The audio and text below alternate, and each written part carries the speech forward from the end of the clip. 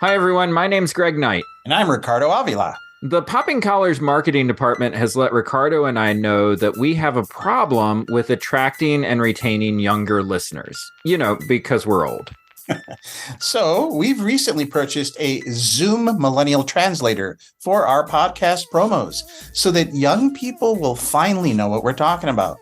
Let's fire up. Since we're the longest running Episcopal podcast, we have a lot of shows sitting in our archives. Stop the cap.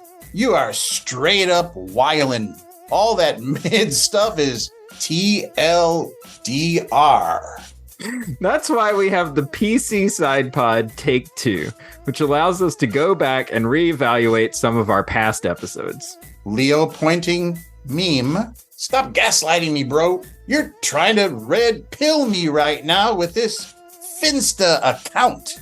I don't even know what that is. Oh, God. I don't even understand. What is Leo pointing meme? For real, we haven't always had the greatest takes in the world, and some pop culture has shifted pretty significantly. Take 2 gives us the chance to admit where we made mistakes and highlight how pop culture has evolved over the last couple of years. I was today years old when I learned about this. I apologize. I was not familiar with your game. You got that dog in you. NGL. I did not have this on my 2023 bingo card. Oh, man. So check out Take 2 right here on the Popping Collars feed and relive our wisdom and more frequently our embarrassment firsthand. This is fine. We live in a society. Chef's kiss. I was this close to rage quitting, but this idea is pretty grammable. Y'all are the GOAT Episcopod. GOAT Episcopod. Okay, Ricardo, we can turn off the translator and head off to lunch now. I could go beast mode on some food right now. TTYL, peeps. We may have a problem. What is TTYL? Talk to you later. Oh, for God's sake.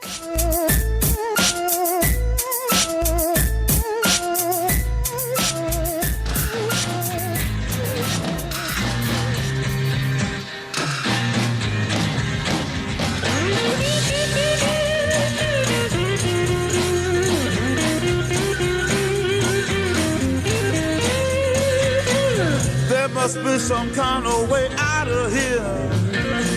Say the Joker. Hi, everybody. Welcome to the new and improved PC Music Diary with me, Greg Knight, and my co-host, Ricardo Avila. Welcome back, Ricardo. Hey, Greg, it's good to be back. I know that we usually save this for like the main pod, you know, our talking about weather and all of that stuff. We just had like one of those cold Florida days, which means that it was like 85 degrees. And so everybody had their sweaters on and their jackets. It was really sweet. Oh my gosh. Are you serious? Do you really wear sweaters for the 85? Oh, yeah. Yeah. Whenever it gets like under 90, like everybody starts breaking out winter clothes. It's hilarious. When I went to college at the University of Wisconsin-Madison, and after a long winter, the first day it was like 45 degrees.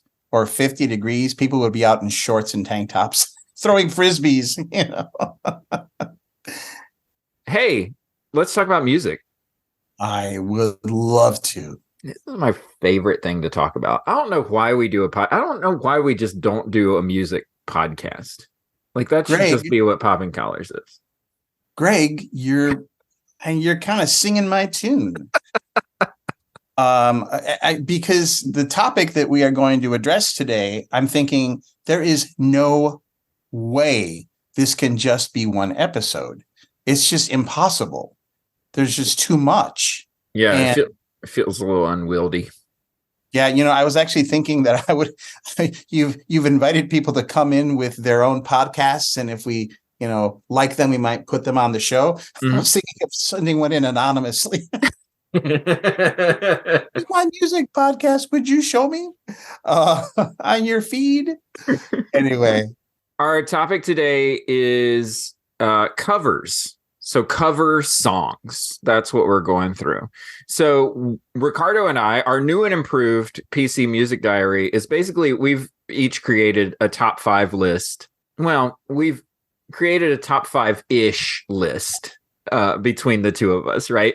That we're going to talk about. But before we get to our top 5 lists, Ricardo, what do you look for in a cover song? What makes a good cover song? I actually don't think this question is, for me, no offense, that helpful. Because Wow. well, I know. Wow. I know. I've already dissed you, haven't I? And anyway. That's the last PC Music Diary episode. Thank you all for listening. TYL. Here's my answer. I think the best cover songs bring out the essence of the original in a way that the original doesn't necessarily focus in on. And that's a little vague. I don't think the song that's a cover has to necessarily be that different from the original in order to be a good cover song. I think it can be pretty faithful, and yet, the person singing can have a tone in her voice that brings out the poignancy, or somehow the way the guitar is played. So I think it really varies, but I think bringing out something of an essence of the original is what makes a great cover song. What do you think? Well, Ricardo, last night I was watching a cover band. So like a tribute band that does covers, right? Live? Yeah, live. Oh. In downtown West Palm Beach, there's an amphitheater. And once a month on Sunday afternoons, they will have bands come in and perform. And they're usually like tribute bands. And so I listened to a cover band play covers of Duran Duran. And then they stopped. They went off stage. They changed clothes. And then they came back out and they did covers of David Bowie songs. Oh. And were they dressed like Duran Duran and then like David Bowie? I guess the first time, maybe he was dressed like Simon Le Bon, I suppose.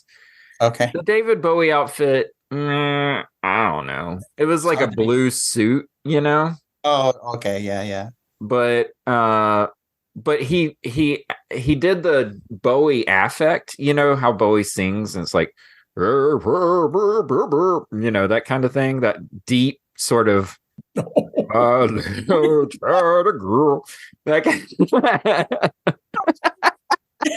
don't know what they played down in Florida. Oh, you mean like the Let's Dance? Like Let's dance. Dance the blues. Like that, right? Let's dance. Yeah, that's what I'm talking about, right? So he was able to get that, that sort of Bowie sound, Okay. Anyway, all of this is to say that it struck me as I was watching them that like the point of a tribute band like that is to copy the artist as closely as possible, right? To basically just mimic the song. Right. So that everybody who's listening will think, oh, I know that song. That's Let's Dance by David Bowie. And so I'm going to stand up and dance, right? Because I know this song and it brings me comfort. But what you were talking about before, this idea of finding the essence of the song or finding a new way of hearing the song or something, strikes me as sort of reinterpretation. And those are the cover songs that when I think about cover songs on the radio or cover songs, that I would listen to on a Spotify playlist or something, it's finding a different way of communicating the original song, right? So it's finding like a whole new way of exploring sort of what the original song was getting at. So like I'm a big fan of covers that sound completely different from what the original was. So I mean, like a perfect example would be With a Little Help from My Friends by Joe Cocker, right? Which is a lovely, in my mind, and I know that like everybody has a take on Joe Cocker's voice and stuff, but like that's a perfect cover because it's something that Ringo Starr would never be able to do with the Beatles, right? Often what will bring out the essence of the original, in my mind, is paradoxically bringing your own take to it, your own kind of style to it, right? Mm-hmm. So, for example, the Joe Cocker wailing "By with a Little Help from My Friends," as opposed to is it Ringo Starr who sings that in the Beatles? It's a little more sing-songy, right? But yeah, and that brings out kind of there's a roughness in Joe Cocker's voice, so that makes it. Do you ever wonder why songs get chosen for covers? Like, is it because the artist who's covering it just really likes the song, or because when you were talking about them bringing their own thing to it, like, I'm not sure that Johnny Cash picked Hurt to sing. Maybe Rick Rubin probably picked it for him. He was probably like, oh, this would be a good song for you to sing. You should sing this. But there's something about that song, the lyric of that song, that fits really well with what Johnny Cash is bringing to it. And so it makes me wonder if, like, when people do really good covers, is it because they really love the song and they just want to do something different with it? Or is it because there's something about that song that may not be quite right for the original artist and maybe is better interpreted by a different artist in a different context? I think it's all of those things. It can be, it depends, right? So REM in like I don't know, was it the 90s, I think? They were on every tribute album possible. Now I can't think of any. Richard Thompson, they did a song on there. They did a song on I can't think of any, but I remember thinking, oh, I bet REM will be on this tribute. And sure enough, they were. So they have a lot of influences. And I think they were really keen on letting people know that these are the people that we loved who influenced us, like Big Star. You know that show, that 70s show? It's called That 70s Show. That first song, their theme song, like, hey now. Yeah. That's Big Star. And so REM were fans of theirs. And so they wanted to be on the tribute CD, and they were fans of Richard Thompson. And so they were on the tribute CD, and they were fans of, somebody else. And so I think some of it is an homage to something that you've loved in the past, and you want to let people know or signify these things were important to me. But other things, like you mentioned Johnny Cash, I don't know. I don't know if he picked those songs or Rick Rubin picked those songs, but they're in keeping with his persona, as you say. Mm-hmm. He covers Neil Diamond's Solitary Man, and your idea of Johnny Cash is that he's this kind of intense loner who happens to have a wife and kids, but dresses in black, and so he'll sing "Hurt" by Nine Inch Nails because it's an intense song about loss, and turning people away. And he, sure enough, was addicted at some point, or an alcoholic, I forget what, or both. What I love about cover songs, and I rediscovered this by doing some research for this episode, they're invitations from artists who have been somewhere that I haven't been before to try something I don't know, to try something new. This song meant something to me, so I want you to know it and appreciate it maybe the way I did. And I think it's such a gift. It feels like a relationship, in the best versions of it, of cover songs. People are actually wanting you to get to know something that they have loved and communicate it to you in their own way. I don't know what the reasons were why people chose whatever cover songs they did to do, but I'm going to go ahead and give them the benefit of the doubt and assume that they wanted to share something that they loved. Sean Colvin does a version of the song "Words" by the Bee Gees. It's only words, and words are all I have to take your heart away. And she does it in her own way with her lovely voice, and it's so plaintive that it makes you think, gosh, those Bee Gees, we think of them as kind of, again, sing-songy, but she found that essence of kind of pain, like the singer doesn't know whether the words are going to work and they're going to get what they long for. But like, this is what I give you to try to get you to love me. It's lovely. It's such a gift. I've came across so many stories of these songs without even knowing a lot about the artists that I thought, they're giving me this song. They're gifting me this thing I would never have heard of otherwise if I hadn't heard the cover. Let's get to our top 5 cover songs, top 5-ish cover songs, because I think we may sneak in some extras here or there. Top 25. Oh my gosh. How you want to do Settle in, folks. 5-hour pod. Do you want to kick us off with your number 5? Oh, I didn't number them. Do you want to kick us off with one of your Yes. possible 5? Is this okay to do? To share my screen? Sure. Oh, you are sharing your screen with me. I sure am. I'm looking at a playlist of cover songs that contains 82 songs. That's right. Wow. It certainly does. Wow. But I tried to move the finalists to the top of the list. So I'm going to go ahead and start off with a cover song of a Peter Gabriel piece called Come Talk to Me. Peter Gabriel originally did Come Talk to Me on his album that has a red background and he's in a blue suit. I can't think of it. But Peter Gabriel put out this double disc called Scratch My Back and I'll Scratch Yours in 2010. And he basically does cover songs that he loves and respects of different artists on disc 1. And then they, on disc 2, do a cover version of one of his songs. That makes sense? Yeah. So he sings all of disc 1, but none of the songs are his. So he does Heroes by David Bowie, The Boy in the Bubble by Paul Simon, Flume by Bon Iver, etc. Listening Wind by the Talking Heads. And so my choice is Come Talk to Me by Bon Iver.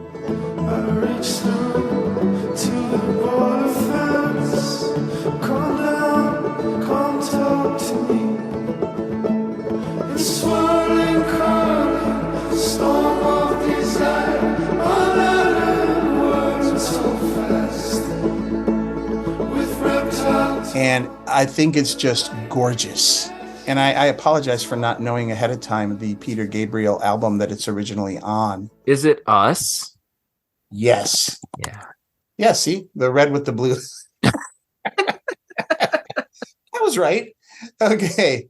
Sorry, everybody. We're looking at our screens right now. So Come Talk to Me by Bon Iver is just a stunning, gorgeous, and I think even an improvement of a cover song for Peter Gabriel. The original is terrific, but Bon Iver's version is more ethereal and it's a little more desperate and plaintive. And I think it's a classic. The other song I'd recommend from that double CD, Scratch My Back and I'll Scratch Yours, is Peter Gabriel's cover of The Book of Love by the Magnetic Fields. It's a really beautiful version. The book of love is long and boring. La, la, la. It's really, he does a pretty job of it. Oh, cool. I recommend that as well. All right.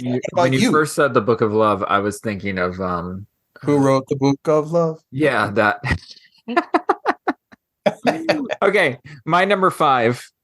Is it possible for a cover to be done by the artist who actually originally wrote the song? Yes. Because that's what I have chosen. I have chosen Carole King's version of Will You Love Me Tomorrow. Tonight, the light of love is in your eyes. But will you love me tomorrow?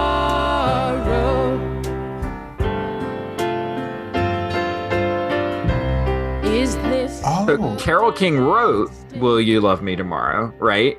But it was popularized by the Shirelles, who had a take on that song. It was they did a girl group version of that song, right? A 60s girl group version of that song.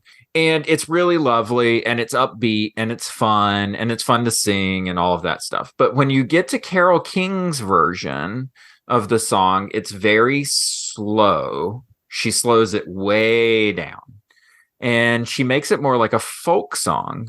And the reason why I love it is because the Shirelles version is It's fun. It has like that teenage energy to it, you know. But the way that Carole King sings it when she sings it slow, you actually understand the emotion that is coming with the song, which is a very teenage emotion. Like what she's tapping into is maybe the most important question that teenagers ask, which is, okay, I'm doing this with you, but will you still love me tomorrow? Right. And it feels like the entire world and your entire future hinges on that question. That's a great example. So she wrote it, but who was it? The Shirelles? Mm-hmm. Yeah, the Shirelles recorded it first. I know. Okay. But I mean, she was in the Brill Building, right? So she was part of that sort of like hit machine, just kind of writing songs for all of these, you know, artists that were coming through and stuff. You know, this is a religion and pop culture podcast sometimes. And so we use words like that a lot when we talk about like the, you know, in scripture where it's like the kingdom of heaven is like, and you use like an example from this earth to kind of point towards a heavenly reality. And that's what it feels like songs like this do, is that it takes this very simple idea of, you know, teenage sexuality and escapades and stuff like that, but asks a really pointed question, which is, am I going to have a partner on the other side of this, or am I going to be alone again? All right, what's your number 4? Well, it's like, or what's your next song? My next pick, I'm going to kind of feed off of your theme, and I'm going to make my next covers pick a cover of Britney Spears' Baby One More Time by Fountains of Wayne. Show me how you want it to be. Tell me, baby, 'cause I need to know. Because my loneliness is killing me. I must confess, I still believe. When I'm not with you, I lose my mind. Give me a sign. Hit me, baby, one more time. Oh, baby. And it's I know it's a similar idea to what you're saying. Her song is, you know, her song is a pop song, and hit me, baby, one more time. Well, Fountains of Wayne is a band out of New Jersey, I believe. They take it down to guitars and drums, and they bring out the pain of the song. I mean, the song is like intense, and they bring that out. It's like, my loneliness is killing me. You know, there it is. I must confess, I still believe. When I'm not with you, I lose my mind. Give me a sign. Hit me, baby, one more time. And that's not fun in games, you know. And Fountains of Wayne, I think, you know, they're the kind of band that would probably do that tongue in cheek. But I think the earnestness of their cover version, whether or not they were doing it tongue in cheek, belies that. And I think they're smart enough to know that they're bringing out the painful aspect of the song. So that's my second pick. Fountains of Wayne, were they the ones that did like Stacy's Mom? Yeah, that was their big hit. Wayne. Okay. Because I think to myself, like, okay, so they're probably, I don't know, like they're trying to be funny. Like there was a band called Alien Ant Farm that did a cover of Smooth Criminal by Michael Jackson. And I got the feeling like they were trying to do it ironically, because Alien Ant Farm were like a punk band. And when you did the Fountains of Wayne, Baby One More Time, I was like, okay, is this one of those, oh, we're being funny and ironic with our guitars and drums, playing a pop song by the queen of pop, right? Britney Spears. But it sounds like it is not sort of cynical or anything like that. Yeah, I think they're probably sincere despite themselves. It just comes through. Stacy's Mom is kind of an anomaly in their catalog. I mean, it is like, Stacy's mom has got it going on. I mean, that's annoying right there. But they've got some great albums. And I think that the phrase that describes their kind of music, what's it called? Power pop. or something, is what they were categorized as. And I think they're smart. I mean, Adam Schlesinger was one of the two main guys of the band, and he's the one who died early in the COVID pandemic, like April 2020. And he won awards, didn't he? He did he did music for TV shows and things. He was somewhat famous. He did That Thing You Do, the Tom Hanks movie. He wrote that title track. Oh, okay. The original score for Cry Baby. Okay. What's your second pick? Okay. My second pick is the song Strawberry Letter 23. It is a funk song from the 1970s. The most popular version is by the Brothers Johnson. Hello, my love, I heard a kiss from you. Red magic satin playing near too. All through the morning rain I gave, the sun doesn't shine. Rainbows and waterfalls run through my mind. In the garden. It's produced by Quincy Jones. But it was originally a song written by a guy named Shuggie Otis. In 1971. That's when Shuggie wrote Strawberry Letter 23. The cover from the Brothers Johnson has like the intro that feels, it's like these bell sounds. And these are on like the Shuggie Otis version too, where it's like ding ding ding ding ding ding ding ding ding ding ding ding ding, and then the Brothers Johnson version goes into like straight up like funk groove from there. So like the bass comes in as like boom boom boom boom boom, boom and like starts walking that beat, right? And whereas like, and it's a total. The reason that it stands out to me as a cover is because when you listen to the original feels like a demo version of the song. It's just so stripped down and so simple because it's just this one guy. And I think Shuggie Otis, when he wrote it, he was like 16 or 17 or something like that. He was just like a young teenager or something. Or at least a really young guy. Maybe he was in his 20s. But then by the time the Brothers Johnson get it, and by the time Quincy Jones is producing it, like all of a sudden it has like this gravitas to it, and like all of this sound and all of this instrumentality and stuff. Is there something in the song that does it become clear what a Strawberry Letter number 23 is? Oh, you know what? I don't think I've ever really paid attention to the lyrics at all. Okay. Okay. So they don't sing like, I'm sending you Strawberry Letter number 23. No. Yeah, you know what? Sometimes it's so funny. I've never really there are some songs where I really pay attention to the lyrics and I'm focused on the lyrics. And then there are some songs that the only thing that I'm listening to is the groove and I have no idea what the lyrics are. And Strawberry Letter 23 is one that I have no idea what the lyrics are necessarily. Hello, my love. I heard a kiss from you. Red magic satin playing near to. All through the morning rain I gaze. The sun doesn't shine. Rainbows and waterfalls run through my mind. Oh. Sounds very 70s. Sounds like a disco song, but it's a funk song. All right. Well, I've got my third pick. Okay. Third pick. I realize that the first two picks I've given were hits originally, at some level. Come Talk to Me was released as a single, and of course, Baby One More Time. And so I thought maybe I'll pick something out of the 82 songs I have that might be more obscure.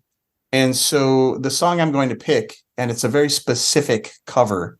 The original was sung by a guy named Andy Preboy, who's from the band Wall of Voodoo. I almost picked this for my popping playlist once, but I dropped it out. It's called Tomorrow Windy, and the cover version is by a band called Concrete Blonde. Oh. I told the priest, don't count on any second coming. God got his ass kicked the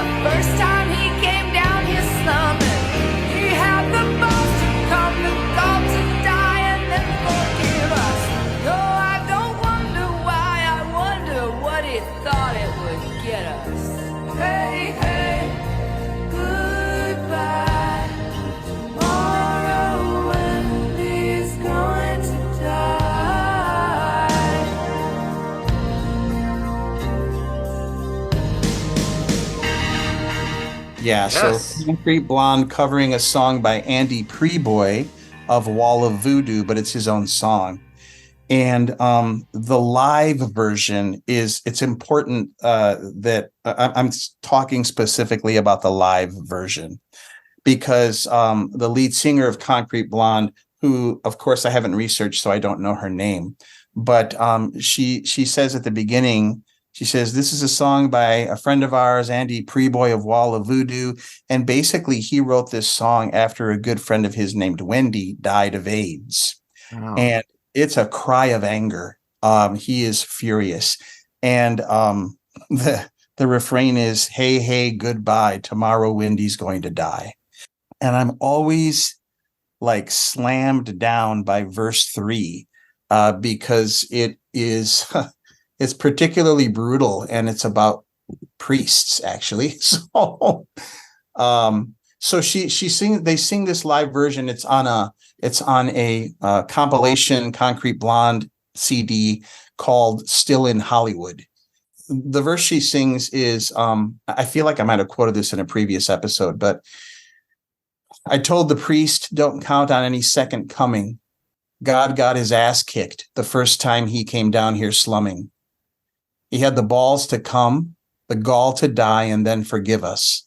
No, I don't wonder why. I wonder what he thought it would get us. Hey, hey, goodbye. Tomorrow Wendy's going to die. And she belts it out.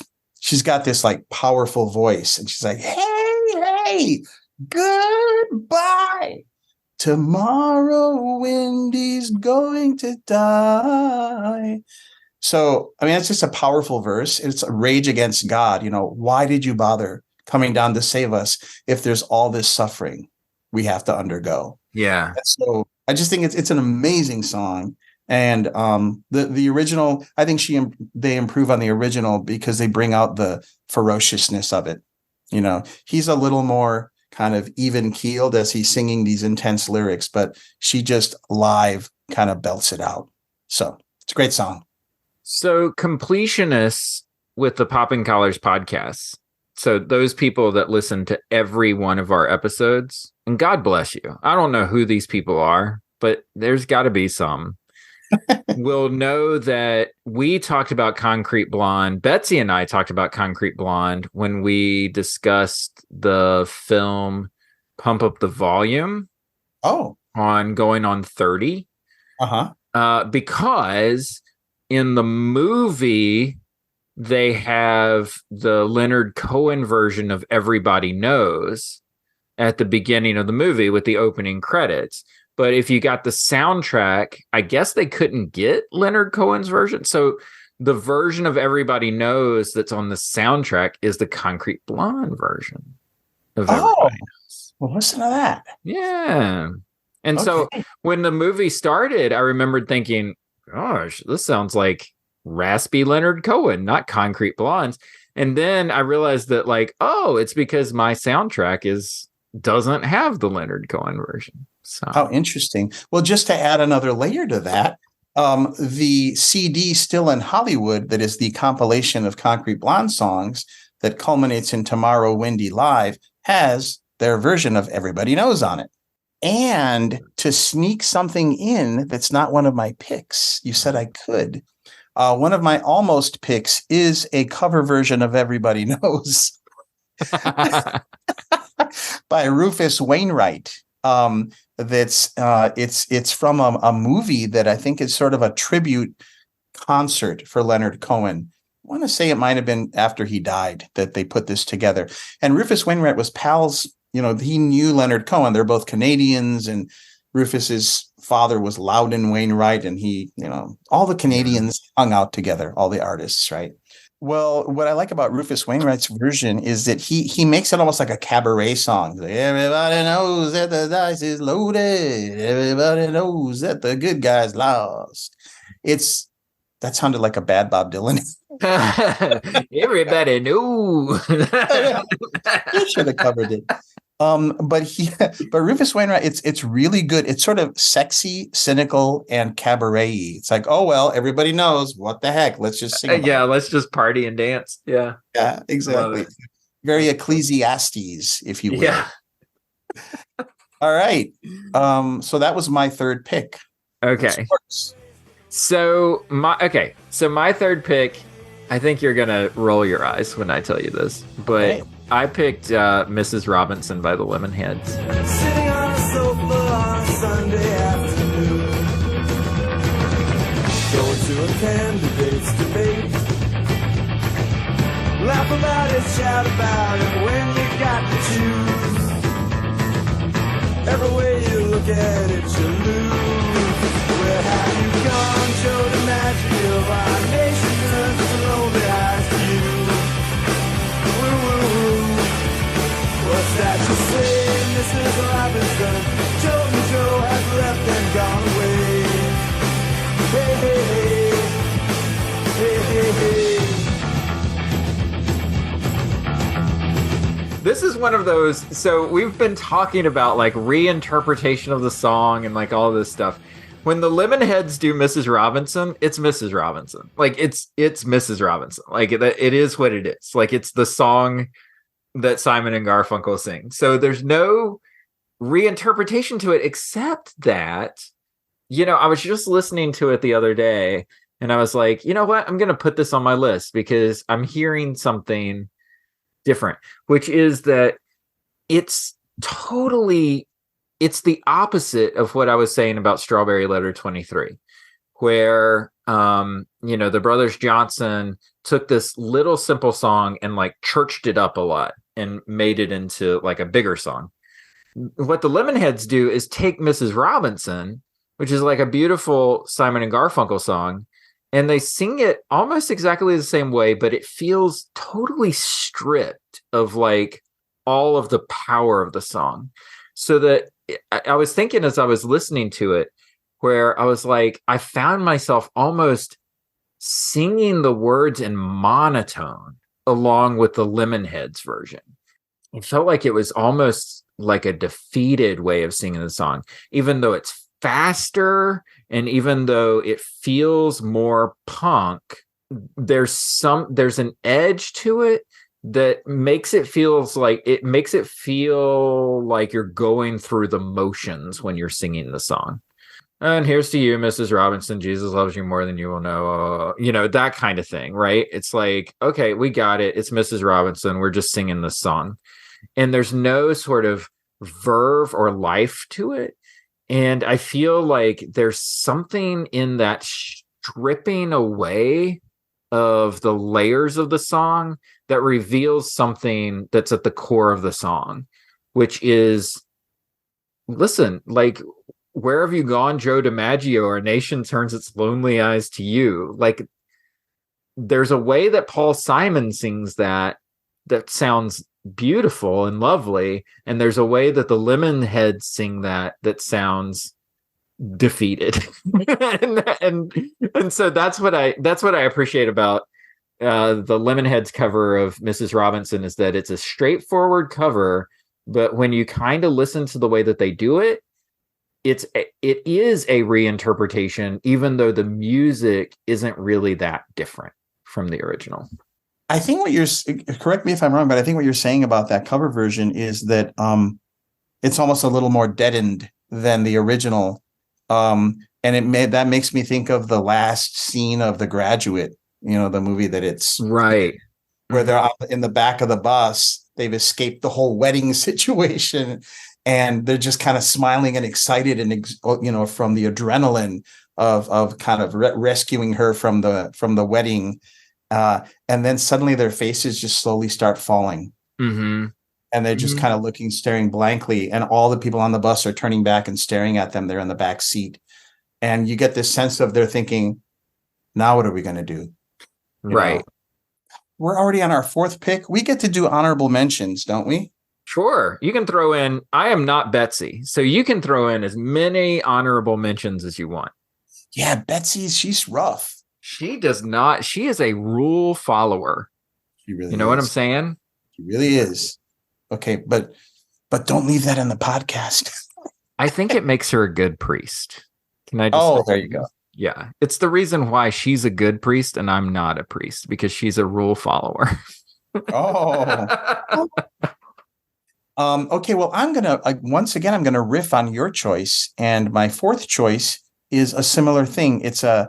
I'll just tell you, it's a cover of "I Can't Get No Satisfaction" by the Rolling Stones, done by Devo. I can't get no satisfaction. I can't get me no satisfaction. And I try, and I try, and I try. I can't get no, I can't get me no. When I'm riding. Yeah, it's great. I think they sing it in this sort of almost robotic voice. I can't get no satisfaction. And that's their persona, right? Like Devo is like devolution. Yeah. That's a big theory they had about how, the world was going to become this kind of mass-produced, impersonal thing where people would be marketed brands themselves. Oh, surprise. And things would basically not be real or creative. And often they dressed up in sort of androidy looking outfits that all looked the same with those cone hats and things. I love the subtext for me in the cover version is, so Mick Jagger is singing about like unrequited horniness, basically. And they're like robots singing about "I can't get no satisfaction." And it's almost like they're undercutting the human aspect of that unrequited, lust or whatever. Mm-hmm. But they're robots who either want it but can't get it because it's not in their nature, or he's just sort of making a little bit of an ironic twist on the theme, And even at the end, it's almost like his voice gets caught, right? She says, maybe come back later next week. Remember, because you see, on a losing streak. I think it's kind of hilarious, but it's also just kind of it's got such a bounce to it, a good poppy, slightly punky bounce to it that really I prefer it to the original. I mean, I would listen to Devo's version as I did today 5 or 6 times. And maybe because the Rolling Stones is so famous, but of course it's a great original. But I love that they do this sort of animatronic take on Desire. I Can't Get No Satisfaction by Devo. That's my fourth pick. Okay, I may be making something up. So I'm looking it up as I'm talking to you. Mm-hmm. But I think that I Can't Get No Satisfaction was listed as like the greatest rock song of all time by Rolling Stone or something like that. You're probably right. Yeah. Or at least number 1 or number 2. Yeah. Okay. Yeah. So the 500 greatest songs of all time. This is dated September 26, 2021. Oh, never mind. The Rolling Stone. It's number 31. Oh my. Well, I am going to say in my fantasy world that at one point I Can't Get No Satisfaction was voted the greatest rock and roll song of all time, or at least near the top. It's certainly the song that you think of when you think of the Rolling Stones, the band. I would say that it is a career defining song. All that is to say that rock and roll is about young people, sex, rebellion, all of this stuff, right? It's about emotion. That's what rock and roll is about. That's what the genre of music is about. And for Devo to take all of that and just basically sanitize all of it into like this other thing, right? This sort of like digital form. It's almost the ultimate commentary on what rock and roll is, right? If you strip rock and roll of all of the human stuff that makes it the genre that it is, and you sing the exact same song, is it still rock and roll? Right. All right, I got 2 more. I can get through this next one really fast. If I thought that you were going to roll your eyes at the Lemonheads, then you're definitely going to roll your eyes at this one. Oh, Greg, come on. At some point, covers are just fun to me and funny to me. Like, I mean, we've talked about the seriousness of covers, but there's also covers that are completely unserious, and that's the one that I've picked.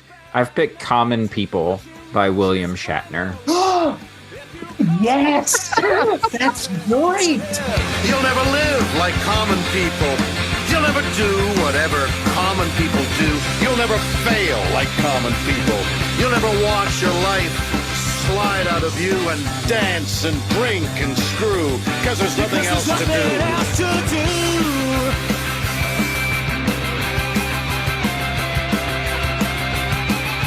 I just found that doing this research.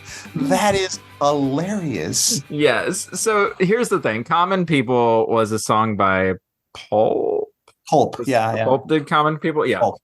And it's, it's like a 90s, alternative rock staple, fun kind of disaffected lyric that were all over the place in the 90s. Well, when you put those words in the mouth of William Shatner, who's doing like his spoken word William Shatner thing and saying, I want to live like common people, it just takes on a whole new reality, and it makes me laugh and giggle, and there's something just so funny about it, but also kind of cute about it too. Like there's just like he's bringing so much extra to the lyric that every time I hear it, I think, oh, this is great. This is what covers are all about for me. And so Common People by William Shatner.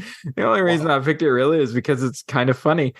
So Greg, I commend you for that choice. It was way down on my list, and I had never heard of it until I did like the little research I was doing. It's like, oh, I want to find out what are the best ones. And I love tons and tons of cover songs already, but I thought, well, I should see what the best ones are or whatever.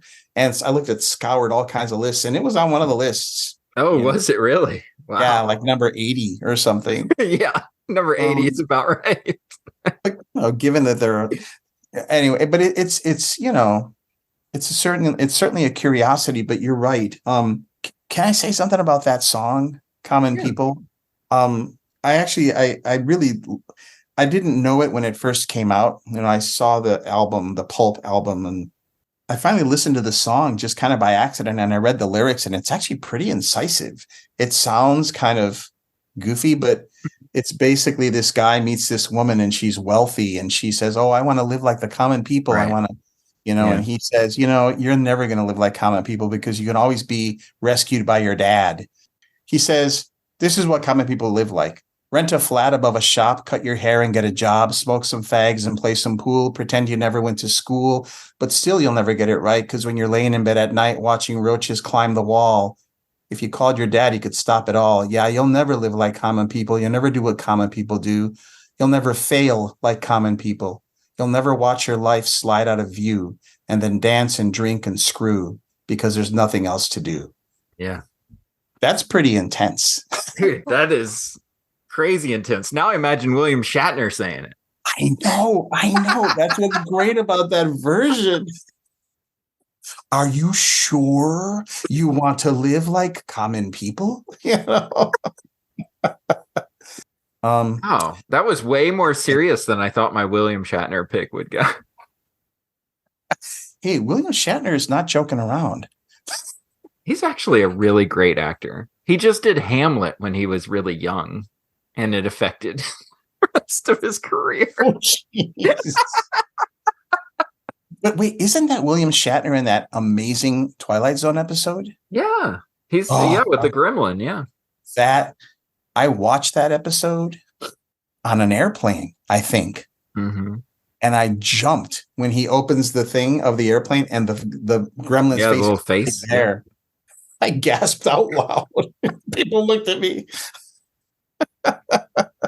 That's a great episode. Okay. My fifth pick, but not final. I'll just put that out there because I'm going to keep talking. All right. After you do your fifth pick. I'm torn. There's so many great songs. I will pick a song. All right, I'm going to pick this. It's a cover version of I Will Survive, originally done by Gloria Gaynor, but it's in Spanish and it's sung by Celia Cruz. and it's a very specific version of it. It's the Azúcar remix, Oh, the sugar remix. the sugar remix, because Azúcar para ti remix, and it starts out just like the original with the piano, but then she starts singing in Spanish, and Celia Cruz is she's an icon. She passed away, I don't know, 7 years ago, but she's just an icon of Latin American music, just glorious. And the gays love her. And, she was just like the Dolly Parton, if you will, of Latin America. En el alma de mi gente, en el cuero del tambor, en las manos del conguero, en los pies del bailador, yo viviré, allí estaré, mientras pase una comparsa, con mi rumba cantaré, seré siempre lo que fui, con mi azúcar para ti, yo viviré, yo viviré.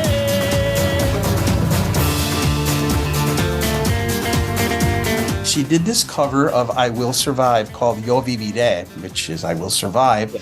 And the music sounds a lot like the original, but she updates it because the lyrics are not about surviving, an affair that ends, right? A love affair that ends, like Gloria Gaynor's. It's about how she will survive after she's dead in her music. And in anytime you dance to my songs, I will be there. And the way she sings it is just so, she's the real deal. She's like, as I say, she's an icon. So I guess I can't really read you the lyrics. I sort of have to translate them. But she says, wherever in the soul of my people, in the skin of the drum, in the hands of the conga player, in the feet of the dancers, I will survive. I will be there. As you're dancing the rumba, or you hear my voice, I will always be what I will be what I always was. I will bring you my sugar. I will survive. I will survive. And it's the statement, that coming from someone who's so beloved. Yeah. And of course, now she has died. It's a beautiful thing it's an artistic statement, isn't it? She's like, my love will always be there, and my voice will always be there. As long as you listen to me, I will survive. So it's gorgeous. It's fantastic. It's a dance song. The remix is really pumped up, and the violins are in there, the whole business. And I just think it's such a life affirming take on that song. Gloria Gaynor's is fantastic as well, but she's all about surviving an affair and moving on.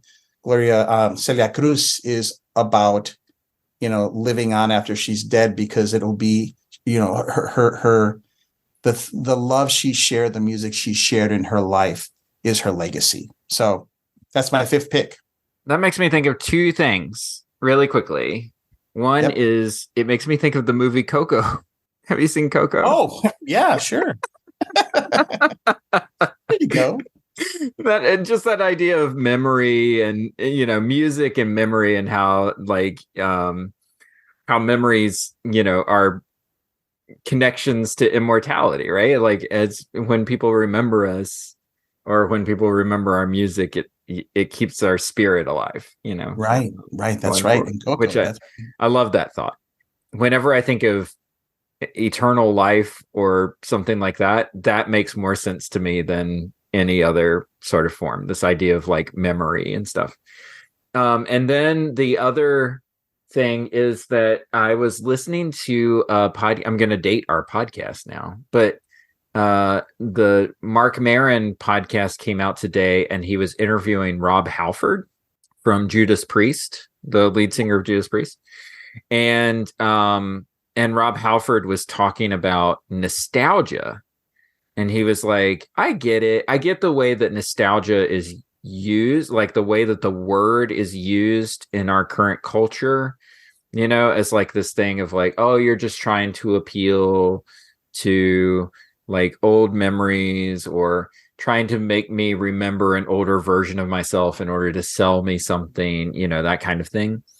But he's like, but there's so much power that's tied up in memory and remembering, right? And so he basically did this whole like pivot on the word nostalgia and like stripped it of all of its negative energy and just loaded it up with like a bunch of like positive images, and it made me just reevaluate how I use that word kind of moving forward.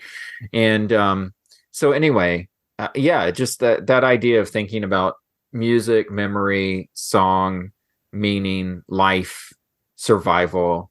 All right. Well, those are my 5. And what's your 5th? Yeah. Okay, so my 5th one comes with a story. I mean, this is PC Music Diary after all. So, Oh, whoops. and I'm not saying this is a prerequisite for our lists going forward, but this one does have a story. And again, you're going to roll your eyes at me. Oh, good. I know you're going to roll your eyes at me this time.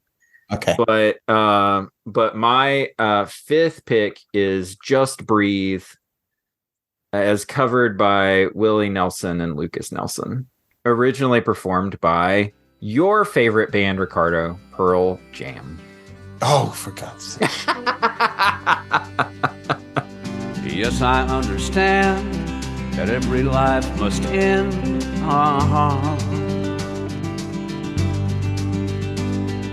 As we settle on, I know someday we must go.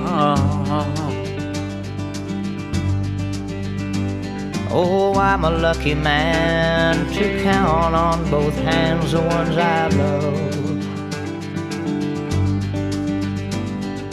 Some folks just have one, others they've got none.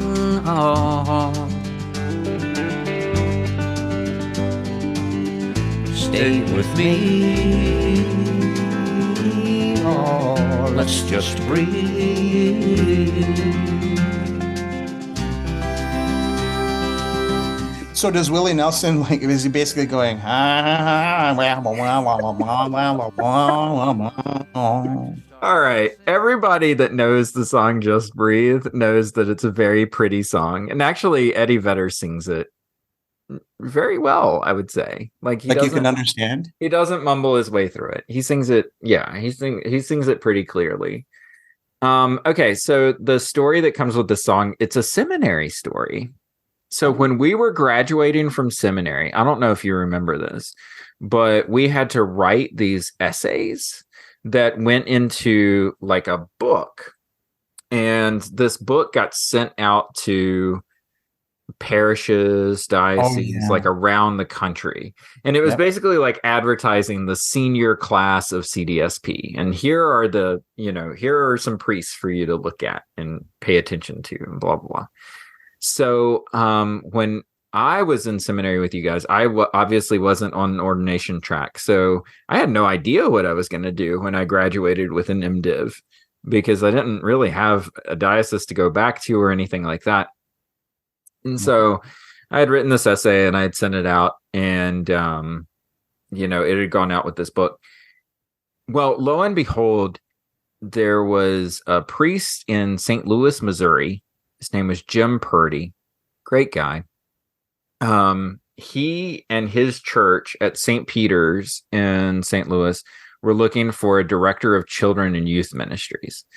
And I don't know what I said in my essay, but what Jim has told me is that he got a copy of that book sent to St. Peter's, sent to the parish. And he read my essay in that book. And he went to the next vestry meeting and he opened up the book to my page and he put it on the table in front of the vestry. And he said, "This is our new director of children and youth ministry." Whoa. And the week after he did that, he called me, and I'm in Berkeley, and this is like February of our senior year or something like that. And I just get this call from this priest in St. Louis. And he says, "I want you to fly out to my parish and I want to meet you. And I want to interview you for a job that we have." And I was like, "Oh, okay." And so I did. So I flew out to St. Louis, and it must have gone well because I ended up getting offered the job.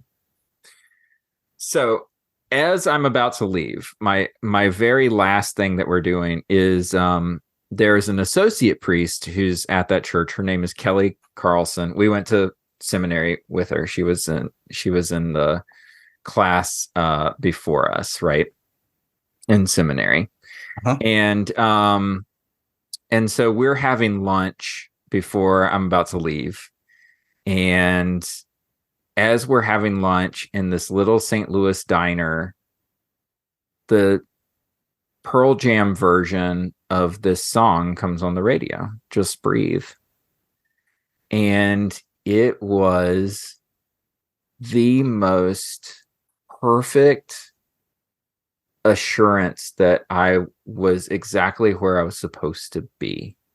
And I've realized that every call to ministry that I've had since then has paled in that call, because at some point it wasn't really a call, right? It was me looking for another job, and I applied for another job, and I either got the other job or I didn't get the other job.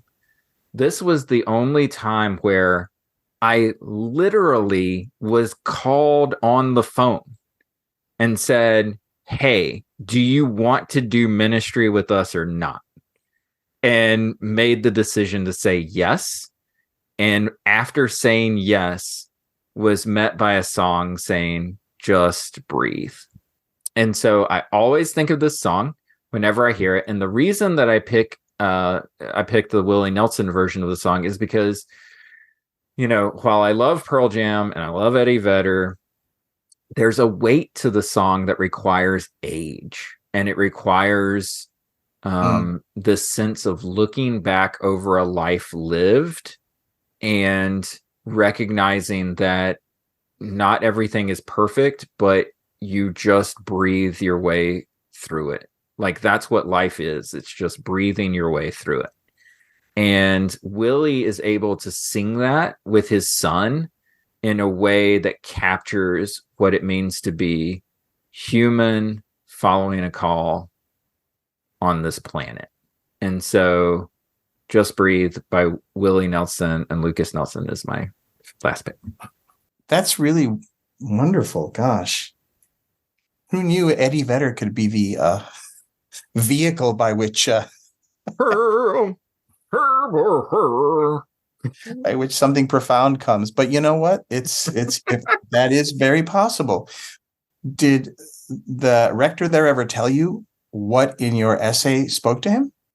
No. I don't know. I did this really cheeky thing where I started the essay with, like, I don't know, something like I was standing at a crossroads, or, you know, it's just something like bizarre, because everybody else had like a Bible quote.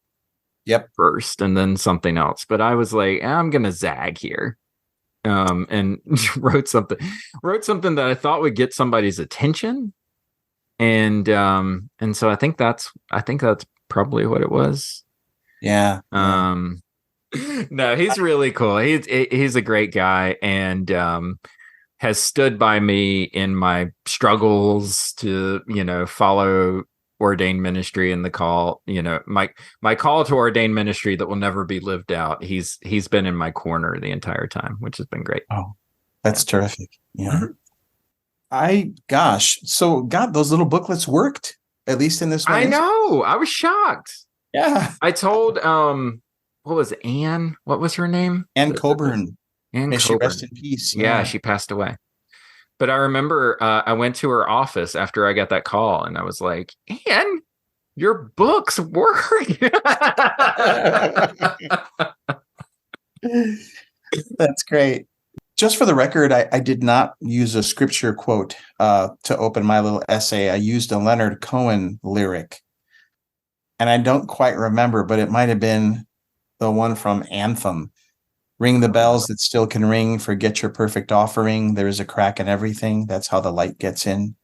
It wasn't everybody knows that the dice started.